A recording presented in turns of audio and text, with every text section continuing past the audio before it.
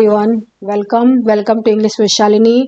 और आज के इस वीडियो में हम डिस्कस करने वाले हैं विक्टोरियन एज को। इस एज में क्वीन विक्टोरिया क्वीन थी इंग्लैंड की, और इसका टाइम लाइन है 1837 से 1901 तक। इसे नेक्स्ट गोल्डन एज भी माना जाता है। और हम डिस्कस करेंगे हिस्टोरिकल बैकग्राउंड को। तो इस एज में औद्योगिक क्रांति हो रही थी, मटेरियल डेवलपमेंट हो रहा था, और बहुत सारे प्रोडक्ट्स बन रहे थे। और इंग्लैंड पूरी तरह से कमर्शियल एनर्जी से और संपन्नता से ओत प्रोत था। इस एज में उन्होंने अपनी संपन्नता को दिखाया द ग्रेट एग्जीबिशन में, जो कि क्रिस्टल पैलेस में हुआ। और ये जो एज था वो एज ऑफ कंट्रास्ट था। एक तरफ अच्छाई थी तो दूसरी तरफ बुराई थी। एक तरफ सब कुछ अच्छा हो रहा था और एक तरफ पीस था, एक तरफ अशांति थी। तो ये सोशल इंजस्टिस का एज था, जहाँ पे पुअर लोगों का जो कंडीशन बहुत ही ख़राब था।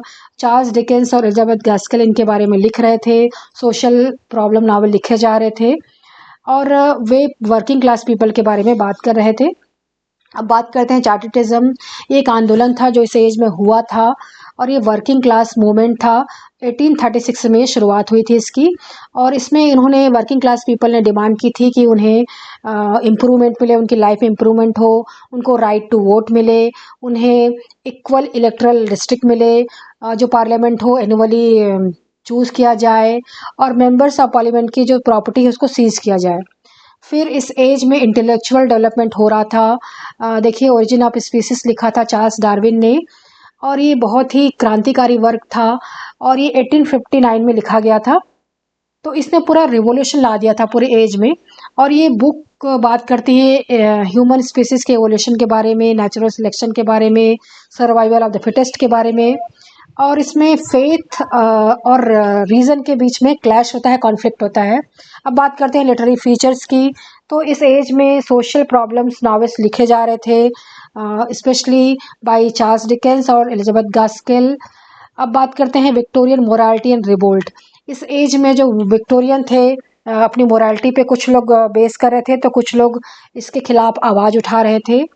तो इस एज में साइंस और रिलीजन बहुत ज़्यादा आगे बढ़ रहा था, धर्म भी आगे बढ़ रहा था, साइंस भी आगे बढ़ रहा था, लेकिन दोनों के बीच में स्ट्रगल चल रहा था। जब डार्विन ने on the origin of species लिखा, तो इसने बहुत सारे राइटर्स को इन्फ्लुएंस किया, प्रभावित किया। अब ऑक्सफोर्ड मूवमेंट हुआ इस एज में, जो उसे लीड किया था Oxford thinkers, young Oxford thinkers, विचारक जैसे कि और उन्होंने इस एज में क्या किया कि जब ये मूवमेंट लाए, तो ये एक रिलीजियस मूवमेंट था, एक धार्मिक मूवमेंट था, जिसमें उन्होंने जो चर्च की मान्यताओं के खिलाफ आवाज़ उठाई। और इस मूवमेंट ने बहुत ज़्यादा इन्फ्लुएंस किया राइटर्स को। अब इस एज में नॉवेल बहुत ज़्यादा पॉपुलर हो रहा था, और प्रिंटिंग प्रेस का जो प्राइस था, प्रिंटिंग का प्राइस बहुत ही कम हो गया था, पेपर का प्राइस कम हो गया था। लोग ज़्यादा से ज़्यादा बुक की डिमांड कर रहे थे, बुक इंक्रीज़ हो रहे थे, नॉवेल्स पॉपुलर हो रहा था। फिर बात करते हैं सबसे पहले पोएट्स के बारे में और पोइट्री के बारे में। तो ग्रेट राइटर थे, ग्रेट पोएट थे अल्फ्रेड लॉर्ड टेनिसन। उन्होंने अपने जो वर्क्स लिखे वो किंग आर्थर पे बेस करके लिखे, होमर के बुक्स पे लिखे, इलियाड ओडिसिस पे। उनके कुछ वर्क्स थे मेजर, वो थे Lotus Eaters, Ulysses, Lady of Shalott, Palace of the Art, In Memoriam, Idylls of the King. फिर आते हैं रॉबर्ट ब्राउनिंग। उन्हें माना जाता है उनके ड्रामेटिक मोनोलॉग के लिए। उन्होंने लिखा है पोरफायरो, लवर, एंड्रियो डेल साटो, सोडेलो, बेल्स एंड द पोमोग्रेनेट्स। अब वो उन्होंने पोएटिक सीरीज निकाली, man and women and dramatic person नाम से।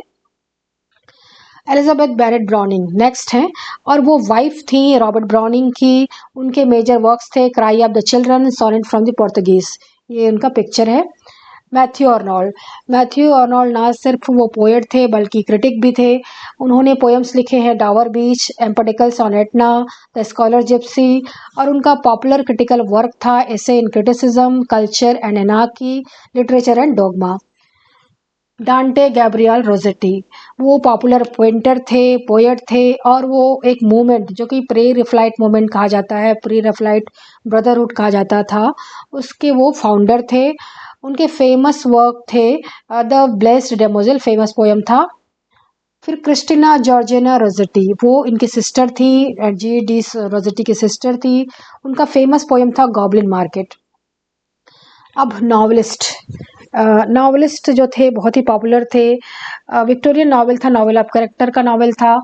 और चार्ल्स डिकेंस ग्रेट नावलिस्ट थे, उनका पेन नेम था बॉस। उन्होंने लिखा है Oliver Twist, Christmas Carol, David Copperfield, Hard Times, Tales of the Two Cities, Great Expectations. William Makepeace Thackeray, उन्होंने लिखा है Vanity Fair, History of Henry Esmond. George Eliot women writer थी, और वो मेरी एन इवांस उनका रियल नाम था, और वो लेकिन जॉर्ज एलियट नाम से लिखती थी क्योंकि विमेन के साथ भेदभाव होता था। और उन्होंने लिखा है Adam Bede, Mill on the Floss, Silas Marner, Middlemarch. अब ये है Bronte sister, Charlotte Bronte, Emily Bronte, Anne Bronte. और ये अलग नाम से लिखते थे, पेन नेम से लिखते थे, क्योंकि विमेन नॉवलिस्ट अगर वो विमेन नाम से लिखते तो वो ज़्यादा फेमस नहीं हो सकते थे। तो शार्लोट ब्राउन का पेन नेम था कुरियर बेल, उन्होंने लिखा है जेन आयर विलेट। एमिली ब्राउन का पेन नेम था एलिस बेल, उन्होंने लिखा है वुदरिंग हाइट्स। एन ब्रॉन्ट का पेन नेम था एक्टन बेल, और वो फेमस है अपने एग्नेस ग्रे के लिए। अब थॉमस हार्डी की बात करते हैं। उनके नॉवेल्स बेस्ड रहते थे वेसेक्स के ऊपर, जैसे कि आर के नारायण का मालगुडी पे रहता है। और उन्होंने लिखा है novels Far from Madding Crowd, Mayor of Casterbridge, Tess of d'Urbervilles, Jude the Obscure. फिर है लेविस कैरोल का रियल नेम था चार्ल्स लुटविज डॉटसन। उनका पॉपुलर बुक था Alice in Wonderland, children classic है। आर्थर कैनन डायल ने लिखा है 4 नावल और 56 शॉर्ट स्टोरी, जो कि बेस्ड था शर्लॉक होम्स पे।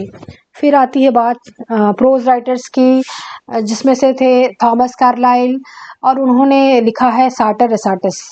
फिर है थॉमस बेबिंगटन मैक्यूली, वो ब्रिटिश हिस्टोरियन थे, उन्होंने लिखा है minute on the Indian education, history of England from accession of James second, essay on Milton. अब इस एज में ड्रामा ज़्यादा पॉपुलर नहीं था, बट ऑस्कर वाइल्ड ने कुछ ड्रामा लिखे हैं। वो एक आयरिशमैन थे, और उनके प्लेस थे Importance of Being Earnest, a Women of No Importance, Salome, Lady Windermere's Fan. Oscar Wilde ने कुछ फेमस शॉर्ट स्टोरी भी लिखे हैं, और उनके फेमस नावल भी हैं, और उनका एक फेमस नावल था पिक्चर ऑफ डोरियन ग्रे। तो ये था विक्टोरियन एज, मैंने डिटेल वीडियो भी बना रखी है इस पर, आप चेक कर सकते हैं प्लेलिस्ट में और डिस्क्रिप्शन में। Thank you so much for listening.